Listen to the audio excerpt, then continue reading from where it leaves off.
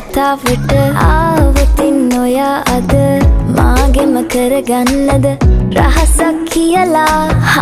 කිව්වොත් ඔයා මට මාවෙනම් නුඹේ අග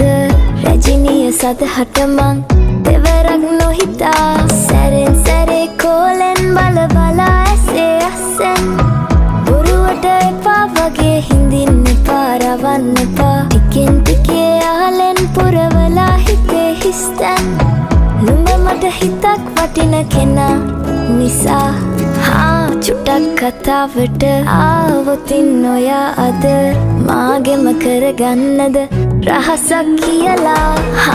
කිව්වොත් ඔයා මට මාවෙනම් නුඹේ අග රැජිනිය සදහට මං